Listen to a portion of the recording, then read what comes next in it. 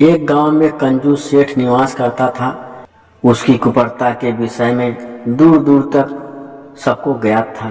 उससे कोई संबंध रखना नहीं चाहता था। दूसरे गांव से एक युवक उस सेठ के पास कार्य मांगने आया। सेठ ने कहा, कार्य तो तुमको मिल जाएगा, परंतु मेरी एक बात माननी होगी।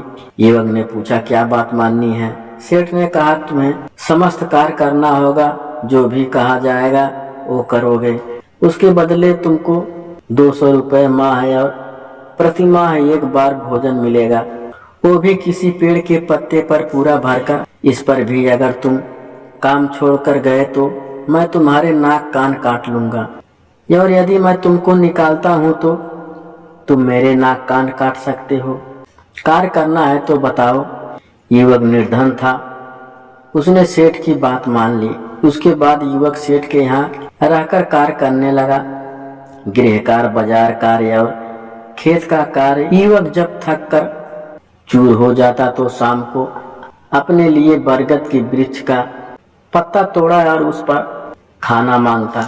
बरगद के छोटे पत्ते पर खाना कमाता, वह भूखा रह जाता। धीरे धीरे उस युवक का स्वास्थ्य बिगड़ने लगा, उसका शरीर छीड़ हो गया।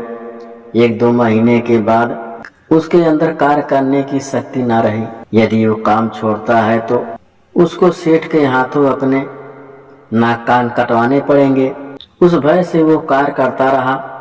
एक दिन उसको लगा वो मृत्यु को प्राप्त होगा, उससे उत्तम होगा नाक कान कटवा कर चला जाता हूँ। सेठ ने यह बात सुनने पर अपनी बात दोहराई।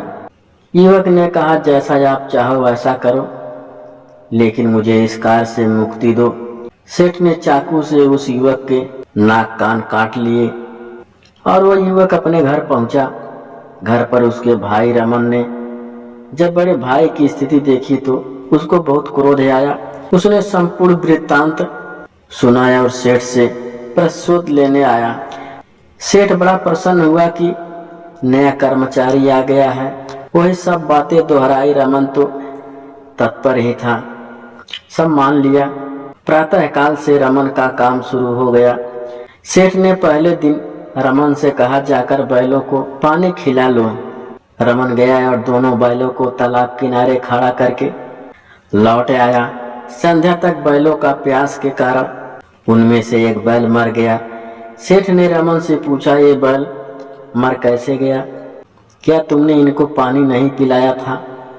रमन ने कहा, नहीं तो आपने बोला था कि पानी खिला ला, सो मैं पानी खिलाकर लौट आया। सेठ ने कहा, हाय मेरे कर्म, अबे गधे, जब कोई काम कहा जाए तो एक काम बढ़कर करना चाहिए, एकदम बातों में नहीं जाना चाहिए, समझा?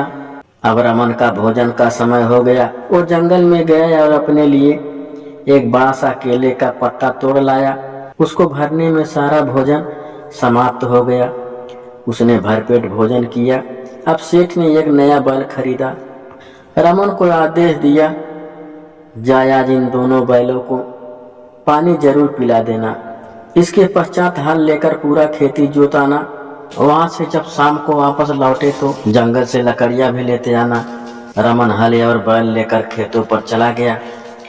खेत की जुताई करने के बाद वो थक गया। ईंधन की लकड़ियां के लिए उसने हल को ही काटकर छोटे छोटे टुकड़े कर लिए और उसने सेठ के कुत्ते को काटकर मांस निकाल लिया।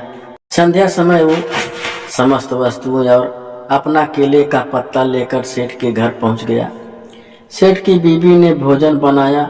रमन ने कहा, मैं केवल दाल चावल खाऊंगा, मैं मांस नहीं खाता। सेठ ने जब मांस खाने के बाद हड्डी डालने के लिए अपने कुत्ते को आवाज लगाई तो कुत्ता नहीं आया। उसने रमन से पूछा, कहाँ है? रमन ने कहा, जब मुझे जंगल में कुछ ना मिला तो मैंने कुत्ते का मांस निकाल लिया। सेठ को बहुत क्रोध आया और वो चिल्लाया, पर क्या करता? प्रातः काल में सेठ ने जब रमन से खेत जोतने के लिए कहा तो वो बोला, खेत तो जोत दूं, हल दे दीजिए। सेठ ने पूछा, क्यों, हल कहाँ गया? कल ही तो तू लेकर गया था।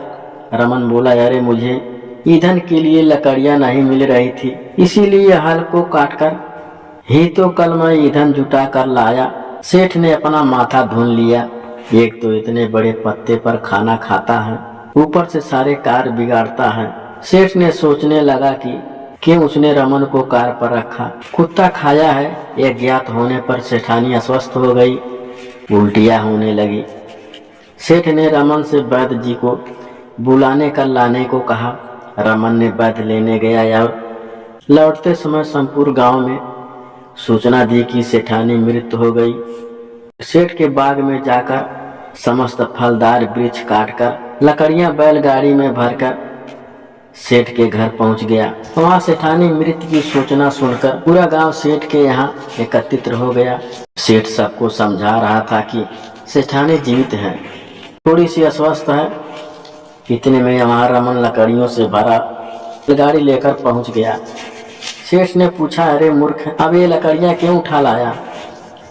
रमन ने पूछा, क्यों सेठ जी, सेठानी को जलाने के लिए लकड़ियां की आवश्यकता नहीं पड़ेगी क्या? सेठ का चेहरा तमतमा रहा था।